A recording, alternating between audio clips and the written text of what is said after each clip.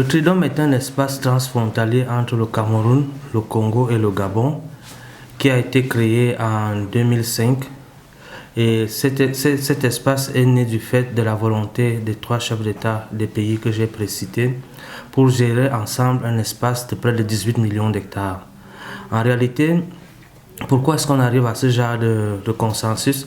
C'est parce que la biodiversité, forêt et faune ne connaissent pas les frontières. Les frontières que nous avons actuellement sont des frontières héritées de la colonisation, de la période de colonisation. Et la biodiversité ne connaît pas ce genre de frontières. C'est pour ça que les gens qui travaillent sur le terrain, les organisations, les ministères sectoriels sur la question de biodiversité ont estimé qu'on ne pouvait pas gérer cette biodiversité en restant cantonné aux frontières étatiques. Le Tridom, c'est 11 aires protégées ainsi que les zones périphériques qui y sont. Pour le cas du Cameroun, nous avons 5 aires protégées à l'intérieur de l'espace Tridom.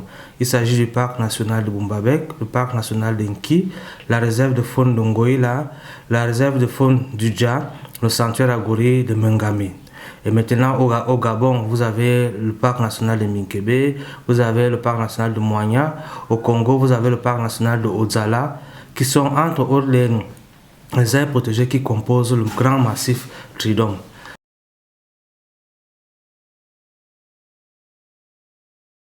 C'était des espaces qui étaient gérés un peu de manière cloisonnée par les différents États. Or, on s'est rendu compte que, par exemple, il y avait des mouvements des éléphants entre le Cameroun et le Congo, et entre le Cameroun et le Gabon, ainsi qu'entre le Gabon et la République du Congo. On s'est aussi rendu compte que les activités qu'on pouvait mener dans un pays impactaient le pays qui était collé à côté. C'est-à-dire que si au Cameroun, vous avez l'exploitation forestière juste à la frontière, il faut savoir que l'impact de cette exploitation forestière arrive directement au Congo ou au Gabon si c'est situé à la frontière. On a aussi remarqué que les braconniers utilisaient se balader entre les trois pays, et quand vous essayez de les arrêter, ils disaient que non, je suis plutôt de la nationalité d'en face et vice versa. C'est pour ça qu'on a estimé qu'il était bien de mener un certain nombre d'activités de manière conjointe pour pouvoir contourner toutes ces difficultés-là.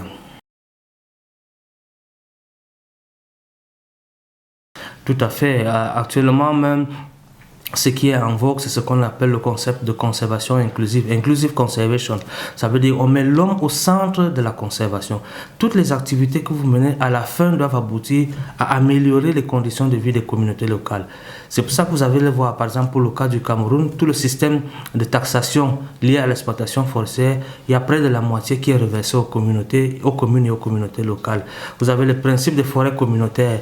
C'est pour s'assurer qu'une partie des forêts sont laissées à la gestion des communautés locales. Vous avez les zones de chasse et les zones de chasse à intérêt, les zones d'intérêt synergique à gestion communautaire. Là aussi, on laisse les communautés gérer elles-mêmes l'espace pour pouvoir avoir des ressources et aussi des protéines animales. Généralement, l'argent qui vient des forêts communautaires sert à deux sources principales.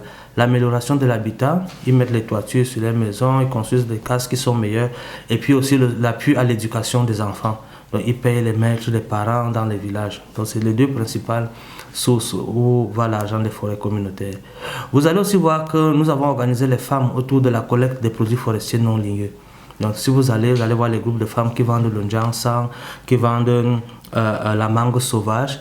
Dans la plupart des communautés où nous allons, et nous avons connecté ces femmes avec les acheteurs qui viennent prendre des grandes quantités. Si vous allez dans les villages aussi, vous allez voir que nous avons donné un appui à la cacaoculture. Nous, on est en train de faire ce qu'on appelle le cacao vert. Le cacao vert a deux principes. Premier principe, c'est qu'on n'abat pas la forêt. On vient revitaliser les vieilles jachères. Vous savez que les gens ont toujours fait le cacao depuis la période coloniale. Nos grands-parents faisaient le cacao. Donc maintenant, ce que nous faisons, on vient revitaliser les vieilles cacaoyères en remplaçant le matériel végétal qui est déjà dépassé, qui a un taux de production très bas, avec des nouvelles variétés qui produisent plus. Les trois avantages de la biodiversité. L'alimentation. Les gens vivent de la forêt parce que la biodiversité se porte bien. Les gens ont de quoi se nourrir. La qualité de l'eau.